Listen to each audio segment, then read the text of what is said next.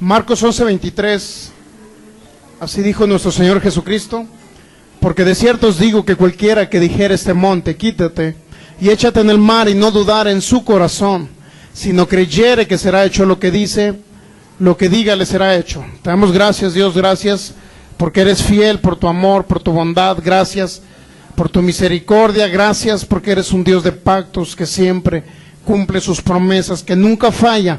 Gracias por ser un Dios fiel. Gracias, Padre maravilloso, gracias, Jesús, por lo que hiciste por nosotros. Gracias te damos, Señor, gracias, Espíritu Santo, por tu manifestación en este tiempo.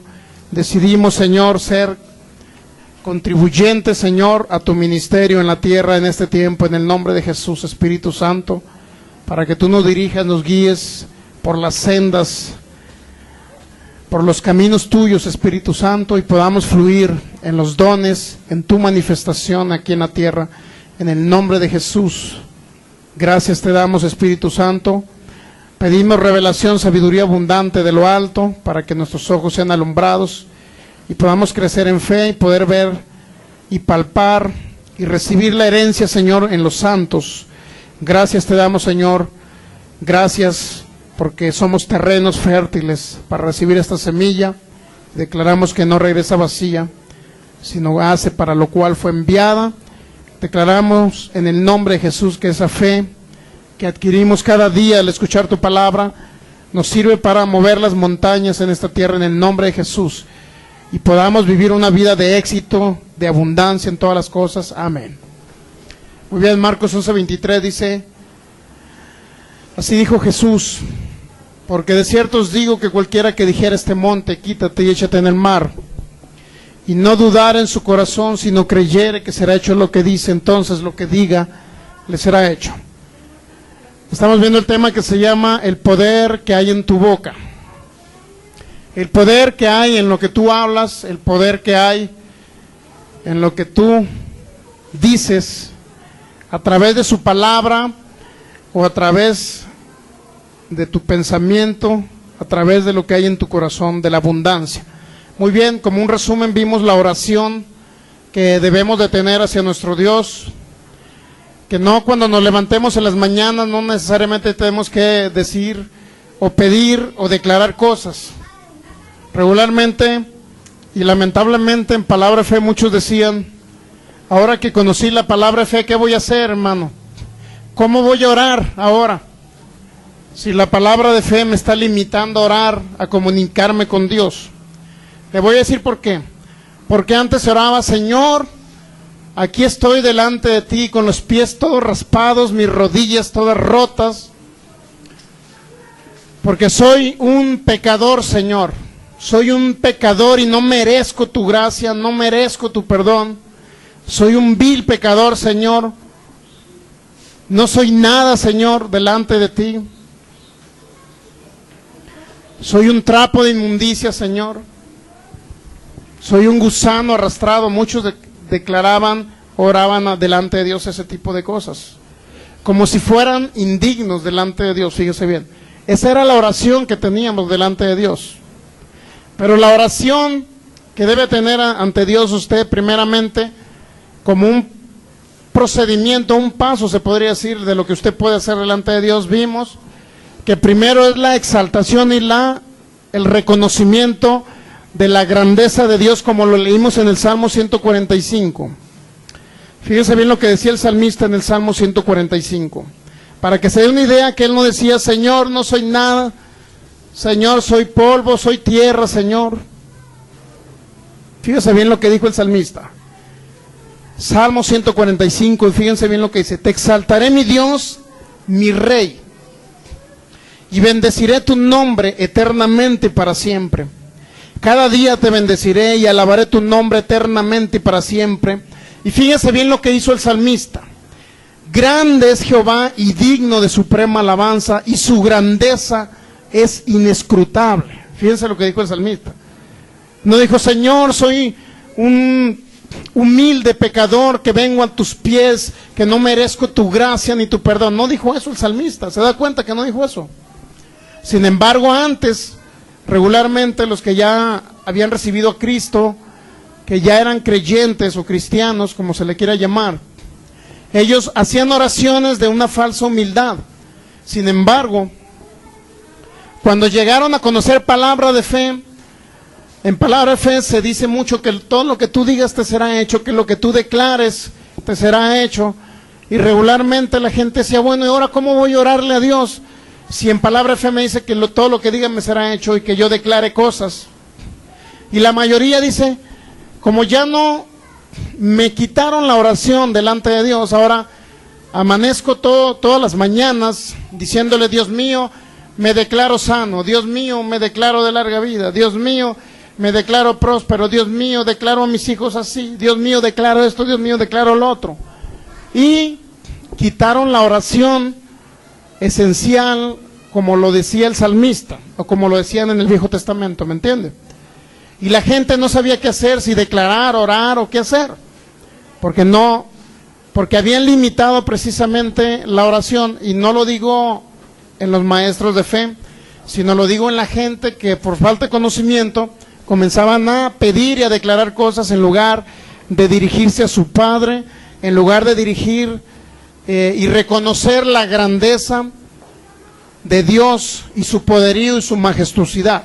Se fija que el salmista en el Salmo 145 versículo 3 dice, grande es Jehová. Fíjense que está reconociendo la grandeza de Dios, digno de suprema alabanza, y su grandeza es inescrutable. Fíjense, la grandeza de Dios. Luego versículo 4, generación a generación celebrará tus obras y anunciará que, fíjense, ¿qué dice ahí? Tus poderosos hechos. Se da cuenta que el salmista reconocía el poder y la grandeza de Dios. Era la primera parte, la primera oración que hacía el salmista, David.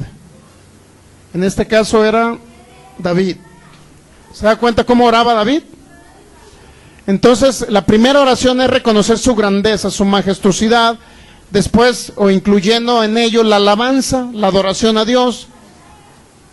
Posteriormente es ¿sí sabe cuál es la tercera que vimos? La comunión íntima con el Espíritu Santo y reconocer a Dios también, o dirigirse a Dios, o orando a Dios, cantando ¿qué dice? No nada más con el entendimiento, sino también con cánticos espirituales, ¿verdad? En lenguas. De esa manera usted alaba y adora a Dios cantando cánticos espirituales, no nada más con el entendimiento, sino espirituales, es decir, en un lenguaje celestial.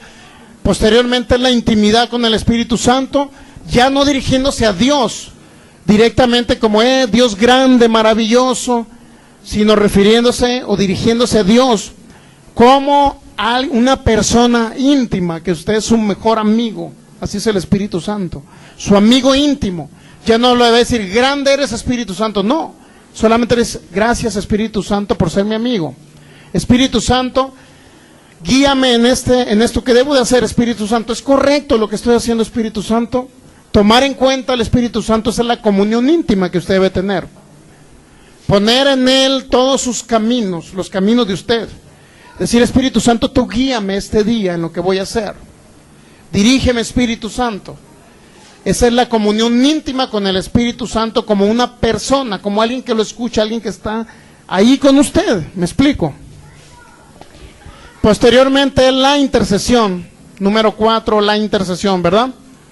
Cuando usted intercede, el apóstol Pablo dijo en Efesios 1:17 que él oraba, en Colosenses por ahí también capítulo 3, dijo Pablo que oraba para que todos fueran llenos del conocimiento de la voluntad de Dios. Usted interceda por los demás para que sean llenos del conocimiento de la voluntad de Dios.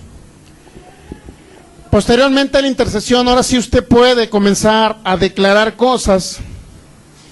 En la intercesión es muy importante que entienda que en la intercesión que usted haga, puede también reprender al diablo, puede hacer guerra espiritual para las otras personas que están en la oscuridad, en tinieblas. Por un enfermo, me explico, usted va a interceder, a reprender una enfermedad también por un enfermo que está a lo mejor lejos. Esa es la intercesión. Posterior viene la declaración de fe. ¿Qué es la declaración de fe? donde usted va a declarar lo que usted quiere para su vida. Me declaro sano, de larga vida, me declaro próspero, etcétera, etcétera. Y después de ello viene lo que es la petición. La petición es diferente a la declaración. Jesucristo, fíjense bien lo que dijo en 1 de Juan, capítulo 5, versículo 13 y versículo 14, para que por ahí si tiene oportunidad de anotarlo o leerlo en su Biblia. 1 de Juan, epístola, capítulo 5, versículo 13 y 14. Estas cosas os he escrito, dijo el apóstol Juan, a vosotros, que creéis en el nombre del Hijo de Dios, para que sepáis que tenéis vida eterna, y para que creas en el nombre del Hijo de Dios. 14. Y esta es la confianza que tenemos en Él, que si pedimos alguna cosa conforme a su voluntad, ¿qué pasa? Él nos oye. Pero ¿qué pasa cuando usted pide una cosa que no es de acuerdo a la voluntad de Dios? ¿Qué es lo que pasa? Dígame, ¿Dios lo escucha a usted?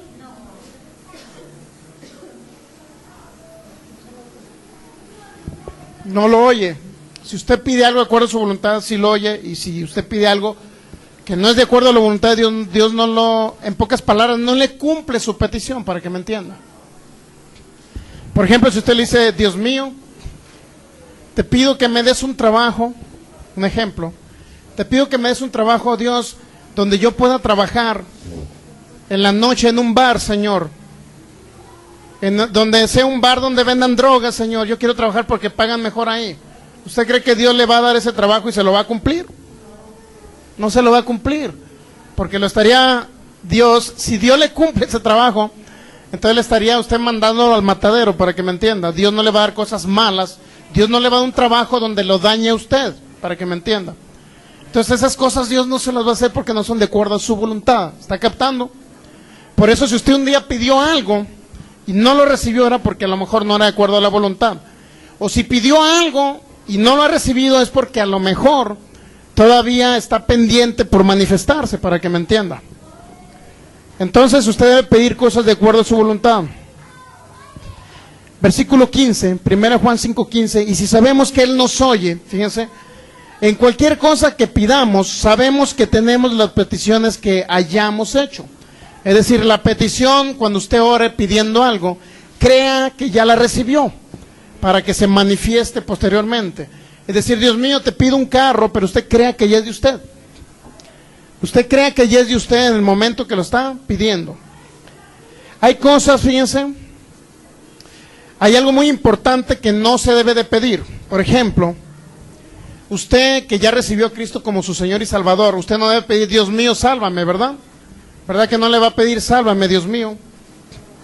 O la humanidad en general tampoco le va a pedir: sálvame, Dios, llévame al cielo. ¿Sabe por qué la humanidad no debe pedir a Dios que lo salve? Porque Dios ya lo salvó a través de Jesucristo hace más de 2000 años. ¿Qué es lo que tiene que hacer la persona que se acerca a Jesús para ser salvo e irse al cielo? Cuando se muera, recibir solamente lo que Dios ya le dio, que es a Jesucristo. Cuando alguien recibe a Jesús, 1 Juan 1, 12 y 13, dice que a todos los que lo recibieron, los que creen en su nombre, les da la potestad o el derecho de ser hechos hijos de Dios. Se da cuenta que ya no le pide que lo salve, solamente reciben a Jesús.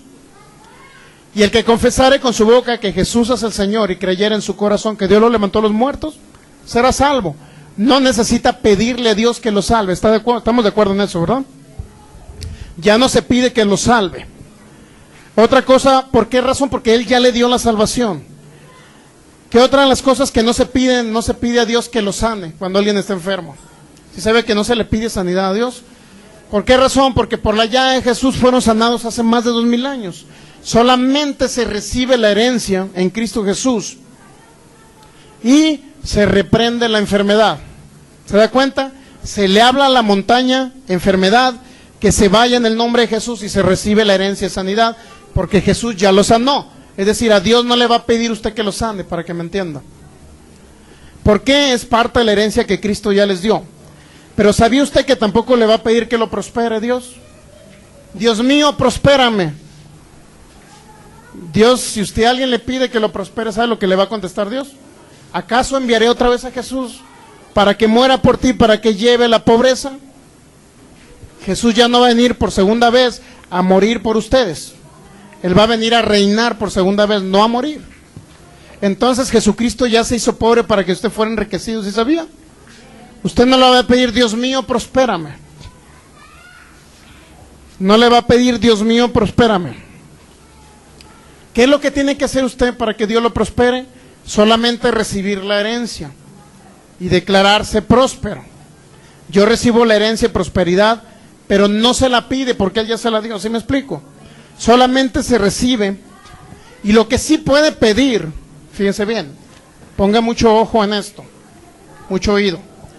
Lo que sí puede pedir respecto a la prosperidad es que Dios lo prospere de cierta manera.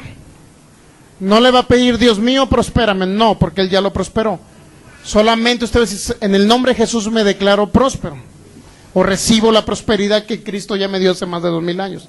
Lo que sí puede pedir, fíjense, es la forma en que usted quiere que Dios lo prospere. ¿Sí me explico? Señor, la prosperidad, yo te pido que mi prosperidad, que ya me la diste hace más de 2000 años, que esa prosperidad sea a través de un trabajo donde tenga un sueldo así, donde sea un trabajo con esas características. Esa es una manera en que Dios lo puede prosperar. ¿Cuántos saben? Solamente usted va a pedir detalladamente la manera o la forma en que quiera que se manifieste la prosperidad que Dios ya le dio. ¿Sí está captando? Pero nunca le va a decir, Dios mío, prospérame porque estoy bien pobre. No. Solamente usted diga, Señor, como tú ya me prosperaste, Jesús hizo pobre siendo rico para que yo fuera enriquecido, entonces ahora solamente recibo mi prosperidad porque es parte de la herencia que Cristo me dejó. Y Señor, yo te pido a través de este trabajo específico, detallado, con estas características, con este horario, con este sueldo, yo poder recibir lo que tú ya me diste y se manifiesta esa prosperidad en mi vida. ¿Me explico? O esa prosperidad yo la declaro también en milagros financieros. La recibo en milagros financieros detalladamente, que ángeles depositen dinero en mi cuenta bancaria, etcétera. O que gente llegue y me si estoy esperando un carro, pues que gente llegue y me siembra un carro, que a lo mejor sea de esa manera. Eso sí, posiblemente usted lo puede pedir detalladamente, pero lo que no puede pedir es que Dios lo prospere porque Él ya lo hizo hace más de 2000 años. ¿Está captando qué cosas sí puede pedir y qué cosas no puede pedir? Muy bien, hasta ahí vamos bien, ¿verdad? Ahora, ¿cuál es la diferencia entre pedir o demandar? Demandar significa ordenar o hablarle a la montaña. Fíjense bien.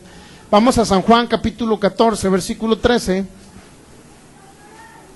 ¿Estamos de acuerdo? Fíjense, el tipo de oración, ¿verdad? Exaltación, reconocimiento del poderío y la grandeza de Dios, la adoración y la alabanza, la intimidad, la comunión íntima con el Espíritu Santo, el hablar en lenguas o dirigirse a través de medios espirituales con el Espíritu Santo, comunicarse con Él, la intercesión. ¿Sí sabe por qué metí la intercesión en cuarto lugar? O antes de que usted pida algo o lo declare, ¿sí sabe por qué es la intercesión? Porque Dios lo envió a esta tierra a usted. Dios lo envió a la tierra a usted no para pedirle cosas. ¿Sí sabía que no es la función de usted pedir cosas? Dios lo envió a usted a la tierra para deshacer las obras del diablo. Así dice la primera de Juan. Para esto apareció el Hijo de Dios, para deshacer las obras del diablo. Entonces imagínese cómo se vería usted si primero le dice, Dios mío, ya te adoré, ya declaré tu grandeza, y ahora comienzo a pedirte, pues necesito vestidos, necesito un carro, necesito dinero, necesito esto, necesito lo otro. Te pido esto, te pido lo otro, Señor. Imagínense cómo se vería usted si usted apareció para deshacer las obras del diablo y luego se ponga a pedirle a Dios. Por eso primero debe tener comunión íntima con el Espíritu Santo, hablar en ese lenguaje celestial. Posteriormente, que el Espíritu Santo ya lo llenó, entonces usted comienza a interceder por la gente, porque para eso lo llamó Dios, a deshacer las obras del diablo. Y después entonces ya comienza a declarar lo que usted quiere para usted o lo que usted quiere pedirle a Dios. Declarar, hablarle a la montaña y luego pedir. Y por último agradecerle a Dios por eso que ya ha hecho por usted. Al último es el agradecimiento, o al principio también usted puede comenzar a agradecerle a Dios por las cosas que hizo en el pasado, y al final agradece a Dios por las cosas que hará en el futuro en usted. ¿Sí entendió ese esquema de oración? ¿Por qué debe ser en ese orden? Ahora usted ya sabe orar, nadie le va a decir qué hacer. ¿Me explico? Entonces vamos ahora sí a San Juan, capítulo 14, versículo 13. Yo le digo porque en las noches, cuando la gente comenzó a conocer palabra de fe, siempre comenzaba a declarar cosas y no sabía ni cómo orar. Dice, ¿qué hago? ¿Cómo me dirijo a Dios ahora? Si antes decía que no era nada, que era un pecador y que era alguien indigno delante de Dios, ahora ¿cómo voy a orar, hermano? Bueno, ya le expliqué en el audio del domingo pasado. San Juan 14, versículo 13.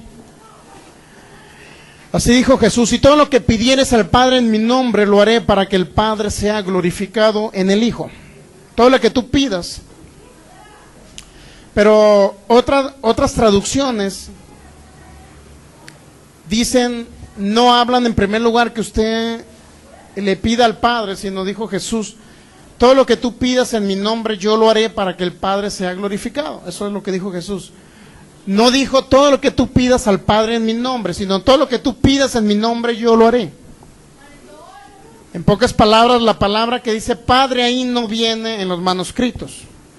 Y segundo, hay una Biblia que se llama la Biblia del 2000, así, que está en un lenguaje, por ahí creo que es latín, al parecer es latín, o parece italiano, no recuerdo.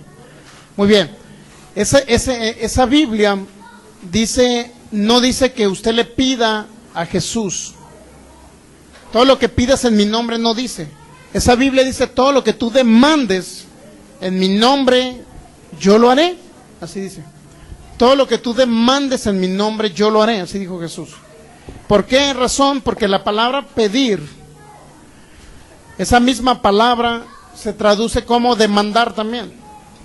Pedir o demandar viene de la misma traducción del griego al español. Entonces, fíjense bien, esa Biblia, la Biblia del 2000, dice, todo lo que tú demandes en mi nombre, yo lo haré, dijo Jesús. ¿Cuál es la diferencia entre pedir y demandar? Pedir es, pues ya sabemos, ¿verdad?, lo que es pedir. Ahora, demandar significa como cuando alguien en una huelga de hambre de algún sindicato va y exige al patrón o a la dependencia, no sé si usted ha leído por ahí o ha escuchado, que de repente el sindicato de Pemex o de la comisión van y demandan ellos un aumento de salario. ¿Verdad que no van y piden un aumento? No están pidiendo, están exigiendo el aumento de salario. ¿Se da cuenta cuál es la diferencia entre pedir y demandar? Pedir a lo mejor usted lo está haciendo por favor, para que me entienda, como un favor. Pero demandar no es pedir de favor, sino es exigir algo. Es demandar algo, por eso dice, demanda algo, es exigir inclusive obligar a la persona para que les dé algo a través de la fuerza, coercitivamente, como se dice por ahí.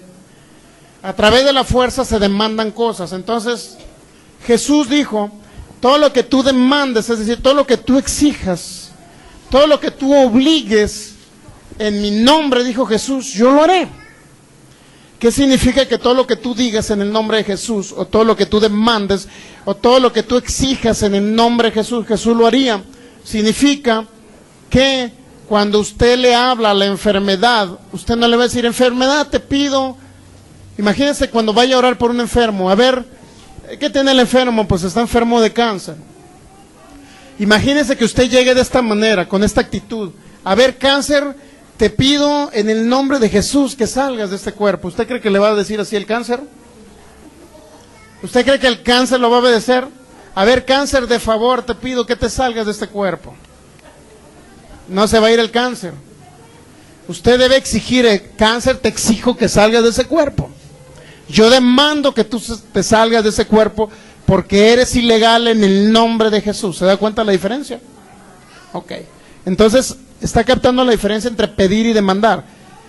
San Juan 14, versículo 13, Jesucristo dijo: todo lo que tú demandes en mi nombre, yo lo haré, para que el Padre sea glorificado en el Hijo.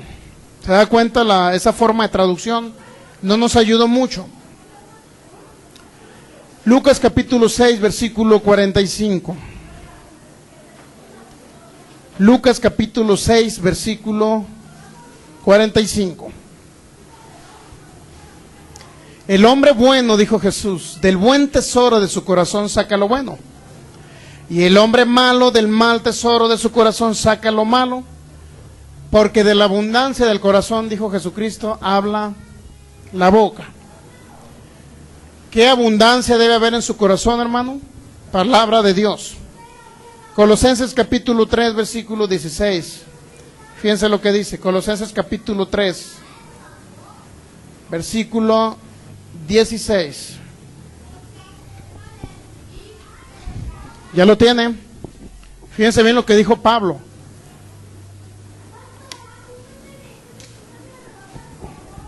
Colosenses 3:16. La palabra de Cristo dice: more en abundancia en vosotros, enseñándolos, exhortándolos unos a otros en toda sabiduría. ¿Qué es lo que debe morar en su corazón? Cuando Jesús dijo: de la abundancia de tu corazón habla tu boca. El hombre bueno del buen tesoro de su corazón saca lo bueno, es decir, habla lo bueno, así dijo Jesús. Y del mal tesoro de su corazón saca lo malo, eso dijo Jesús. Si existe palabra en tu corazón, entonces vas a sacar pura palabra de tu boca. Y te va a funcionar aquí en este reino natural. Pero si no hay palabra en tu corazón y hay solamente tradición, religión, un ejemplo claro, los que creen que Dios enferma. Si alguien dice: es que mi abuelita tiene cáncer, es que Dios, yo creo que la está probando con ese cáncer, Dios. Y la gente que cree eso, es del mal tesoro de su corazón está sacando lo malo, es decir, en su corazón solamente había ignorancia en la palabra de Dios, porque creía a través de personas que le predicaron que Dios era el que enviaba la enfermedad. Por lo tanto, ¿qué cree que pensaba esa persona? Pues mi abuelita está enferma de cáncer porque Dios la está probando. Dios la tiene así. De esa abundancia que había en su corazón, ella hablaba cosas malas porque Dios no la tenía enferma.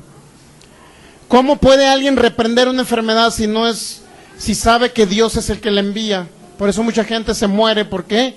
Porque no reprenden la enfermedad, porque creen que viene de parte de Dios. ¿Qué debe morar en su corazón? ¿Series de televisión? ¿Verdad que no? ¿Caricaturas? ¿Qué debe morar en su corazón? ¿Acaso debe morar Cachito?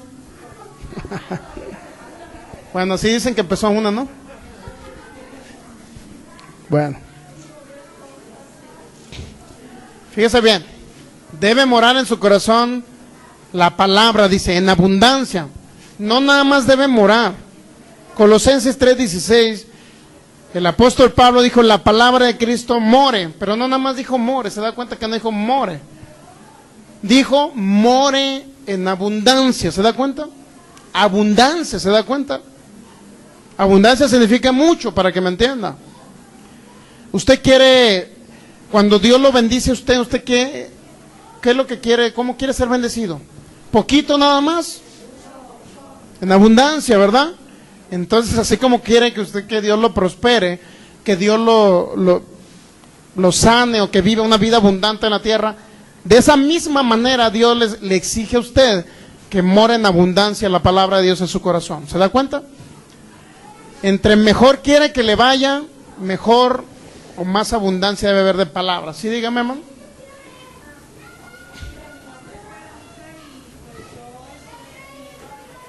¿Sí?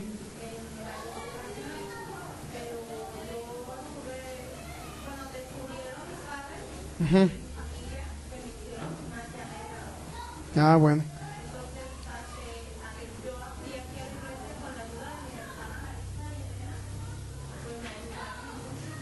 Ah, qué bueno.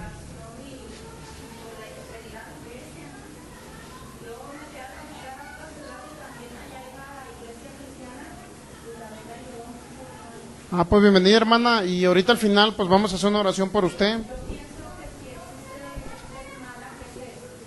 Así es.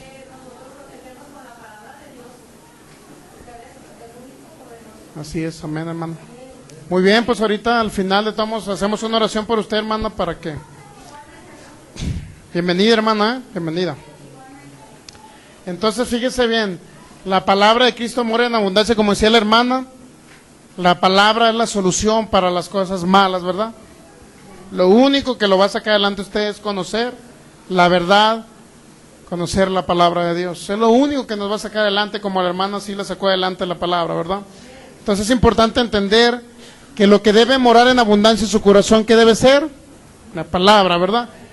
Y no estamos prohibiendo que no vea la tele, ¿me entiendes? O sea, no digo, no vea la tele, no, pues vea la tele, pero también escuche palabra, ¿qué le parece? Para que la mitad de su mente esté con la tele y la mitad esté con la palabra de perdida, ¿verdad? Y le funcione por lo menos al 50. Entonces así debe ser la abundancia de su corazón. Jesús dijo, de la abundancia de tu corazón va a hablar tu boca, así dijo Jesús. El hombre bueno del buen tesoro de su corazón saca lo bueno, ¿verdad? Y el hombre malo del mal tesoro de su corazón saca lo malo. Si no hay mucha palabra, pues vas a sacar palabra a medias. Si hay palabra toda torcida, tipo religión o estilo religión, pues va a salir religión de tu boca y no te va a funcionar. ¿Por qué? Porque vas a estar hablando cosas que Dios no dijo en su palabra. Dios jamás dijo que Él era el que enfermaba. La gente cree que Dios enferma porque así le dijo algún líder religioso por ahí, y la gente, eso es lo que sale de su corazón a través de su boca. Muy bien. Entonces fíjese bien.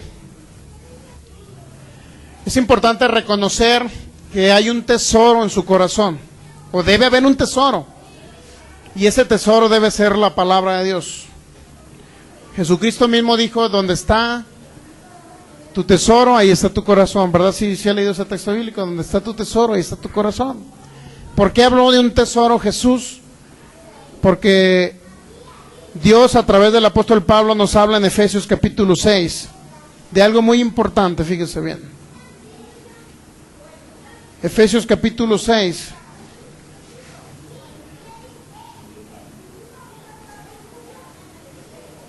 Así dijo el apóstol Pablo, versículo 11.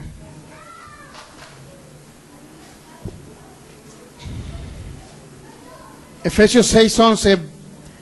Vestidos de toda la armadura de Dios para que podáis estar firmes contra las acechanzas del diablo. ¿Vestidos de qué dice? De toda la armadura de Dios. No nada más de una parte, sino de toda la armadura. ¿Se da cuenta que sí dice la palabra? Debe usted vestirse de toda la armadura de Dios para que usted pueda resistir, para que puedan estar firmes contra las acechanzas del diablo. Se da cuenta que el que acecha es el diablo, ahí dice la palabra, ¿no? Pero Dios le pide algo muy importante que usted debe de tener, que es vestirse de una armadura.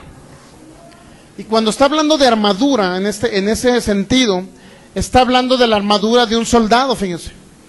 No está hablando de cualquier cosa, está hablando de la armadura de un soldado. Vestido de toda la armadura de Dios para que puedan estar firmes contra las acechanzas del diablo. ¿Qué significa estar firmes? Significa estar parado de frente, no aguantando lo que el diablo le está enviando, sino resistiendo, enfrentando lo que el diablo pueda hacer. Entonces fíjese bien, versículo 12, porque no tenemos lucha contra sangre y carne, sino contra principados, potestades, gobernadores de las tinieblas de este siglo, contra huestes espirituales de maldad en las regiones celestes. 13, por tanto tomad, otra vez nuevamente nos dice, toda la armadura de Dios, para que puedan resistir en el día malo, y habiendo acabado todo, estar firmes. Quiero decirle algo muy importante, que mucha gente cree que existen días buenos y que existen días malos. Algunos creen. Pero fíjese bien, Cuando el apóstol Pablo dice en el versículo 13 que usted debe tomar toda la armadura de Dios para que pueda resistir en el día malo, y habiendo acabado todo, dice, estad firmes. El día malo, esa es una incorrecta traducción. Porque si usted cree que existen días malos, usted puede pensar, o mucha gente cree, dice, bueno, debo de tomar la armadura de Dios, porque algún día vendrán días malos, donde a lo mejor no me va a ir muy bien. Y mucha gente se mete en su idea que existen días malos, que no todos los días son de bendición, que no todos los días son buenos. ¿Me explico? Entonces, le voy a leer esto mismo en otra traducción, que es la traducción Pechita. Dice el apóstol Pablo, por esta causa, vístanse de toda la armadura de Dios, para que puedan resistir al maligno. Ya no le dice el día malo, sino dice al maligno, y estando preparados en todo, puedan permanecer firmes. La palabra de Dios para todos dice así: por esta razón vístanse con toda la armadura de Dios, así soportarán con firmeza cuando llegue el día del ataque de Satanás, y después de haber luchado mucho todavía podrán resistir. Es decir, no es que existan días malos o días buenos. Mucha gente le atribuye, es que tengo días de buena suerte y tengo días de mala suerte. Eso no existe en la Biblia. Lo que sí existe es que hay días en que el maligno lo pudiera o lo quisiera usted atacar, o se quisiera entrometer en sus asuntos.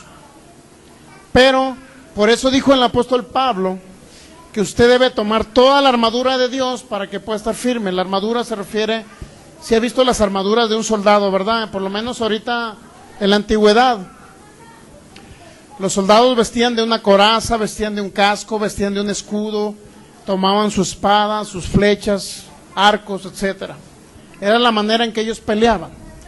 Y cuando se escribió esto, créalo que no existían las metralletas, por eso estaban hablando de un soldado de aquella época. Tomad toda la armadura de Dios para que pueda resistir. ¿Qué significa resistir? Ya le hemos analizado bastante esto, ¿verdad? Usted ya se lo sabe de memoria. Es una palabra que se llama antistemi, que significa enfrentar, que significa ponerse de pie en contra del diablo, ponerse de pie en contra, contradecir al diablo, eso significa. Es decir, resistir significa no nada más aguantar cuando el diablo lo venga y lo ataque. No significa aguantar, no significa que usted se quede agachado ahí esperando a que el diablo concluya con su ataque. Resistir significa ponerse en contra de lo que el diablo le diga. ¿Cómo lo va a atacar usted el diablo? Por ejemplo, lo va a atacar a lo mejor con pensamientos. Si por ahí le vino un dolor a medianoche, si era del lado izquierdo, imagínense, el diablo le va a decir, a lo mejor le va a poner un pensamiento de que es un ataque al corazón. ¿Me explico? Le puede decir, oye, te duele de este lado, a lo mejor es un ataque al corazón. Vas a morir esta noche, le puede estar metiendo en su mente eso el diablo. ¿De qué manera usted va a ponerse en contra del diablo? ¿De qué manera va a contradecir los argumentos o los pensamientos que ponga el diablo en usted en esa hora o en ese momento crucial? En ese momento, porque son momentos de desesperación, ¿no? De repente un hijo con temperatura a medianoche, la gente lo primero en su desesperación, voy a correr con el médico. ¿Qué es lo que debe hacer usted cuando resiste al diablo? Es enfrentarlo, ponerse en contra de lo que él diga, oponerse o contradecir lo que venga a su mente. Si en su mente dice, es que tu hijo se va a morir esta noche, ¿qué va a hacer usted? La Biblia dice que soy de larga vida. La Biblia dice que por la llaga de Jesús somos sanos. Reprendo la enfermedad, reprendo la temperatura, reprendo la dolencia. ¿Me explico? Eso es contradecir las mentiras del diablo. Porque la mentira es que usted está enfermo, esa es la mentira que le va a meter el diablo.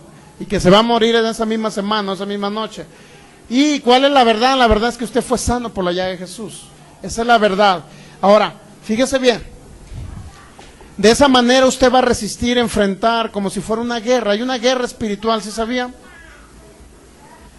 Por eso dice el versículo 12 de Efesios 6, No tenemos lucha. ¿Qué significa que hay lucha? Contra carne o sangre, pues no son contra seres humanos nuestra lucha. No tenemos lucha contra carne o sangre, sino contra principados, potestades, gobernadores de las tinieblas, contra huestes espirituales de maldad. Fíjense, tenemos lucha contra lo malo. Hay personas que luchan contra Dios, ¿sí sabía? Porque dice, Dios mío, ¿por qué tienes a mi hijo enfermo en ese hospital? Dios mío, ¿por qué me pasó esto? Están luchando contra Dios. Su lucha debe ser contra el diablo cuando venga algo malo. Debe enfrentar, oponerse. ¿De qué manera se va a oponer al diablo? A través de la armadura de Dios. ¿Ok? A través de la armadura de Dios. Entonces dice la Biblia que tenemos una lucha. Muchos creen que el diablo ya no existe ahorita. Otros creen que Cristo lo derrotó por allá en la cruz del Calvario. Fíjense bien. Muchos creen que lo eliminó más bien, no que lo derrotó. Una cosa es ser alguien derrotado y otra cosa es ser eliminado o desaparecer de la faz de la tierra o de la faz del universo. El diablo sí es cierto que fue derrotado a través de nuestro Señor Jesucristo. Fue derrotado, sí sabía, ¿verdad? Fue inhabilitado, mas no fue eliminado o desaparecido totalmente, no desapareció de la tierra. ¿Y sabe por qué no desapareció el diablo? Sí sabía por qué no desapareció, ¿verdad? Solamente Cristo le quitó su poder. Cristo le quitó su poder respecto a la iglesia, no respecto al mundo. Porque si usted ve que existen terremotos, que existen gente que muere de enfermedades, accidentes, etcétera, es porque hay alguien malo que está actuando ahí y no es Dios. La gente que cree que no, que el diablo ahorita no está existente, para que me entiendan, o que los principados, los gobernadores de las tinieblas no existen actualmente, ellos las cosas malas que suceden aquí en la tierra se las atribuyen a Dios porque no existe el diablo, dicen ellos, porque no está el diablo operando. Una cosa importante que debemos entender es que el diablo fue, en pocas palabras, inhabilitado. Cristo lo derrotó, quitándole el poder nada más respecto a los creyentes, no quitándole el poder respecto al mundo. ¿Por qué razón? Porque Cristo no podía quitarle poder sobre alguien que tiene un libre albedrío para llamar las cosas malas del diablo. Por ejemplo, imagínense, si el diablo viene con alguien que no tiene a Cristo en su corazón, de repente le manda un accidente para que muera, yendo de aquí a Chapala, imagínense. Por ahí un accidente, alguien murió, ¿quién fue? El diablo. Pero ¿por qué? Si Cristo lo derrotó, ¿por qué murió esa persona? Porque esa persona, a través de su libre albedrío, un día dijo, yo creo que de algo me tengo que morir. ¿Me entiende? Dios no viola el libre albedrío de los seres humanos, ¿sí sabía? Dios no viola su libre albedrío. Si alguien tiene un libre albedrío para decir, me quiero morir el año que entra, ¿usted cree que Dios va a meter sus manos? No va a meter sus manos por él. Porque la persona en su libre albedrío decidió morirse el año que entra. Luego viene un accidente, se muere por allá. Entonces no fue Dios, es el diablo operando a través de una persona que le dio autoridad por lo que habló, por lo que creyó. ¿Me entienden? Entonces es importante entender ese asunto. ¿Qué nos quedamos? Bueno, nos quedamos en lo de la armadura. Dice que usted tiene una lucha contra principados, potestades, gobernadores de las tinieblas. Y para esa lucha que usted tiene, Dios no lo iba a dejar solo, ¿sí sabía? Dios no lo iba a dejar a sus propias expensas a que usted luchara, no. Dios le iba a dejar una armadura. Pero no nada más le iba a dejar una armadura, sino también Él mismo, a través del Espíritu Santo, iba a estar con usted. Fíjense qué tremendo lo que le dejó Dios. Efesios 6:13, por tanto, tomad toda la armadura de Dios para que puedan resistir, o sea, enfrentar o ponerse en contra o contradecir en el día malo, o en el día del maligno, es la traducción correcta, en el día del maligno. En el día del maligno, es decir, cuando el diablo lo venga a atacar, no significa que existan días malos, para que me entiendan. No entienda, no crea usted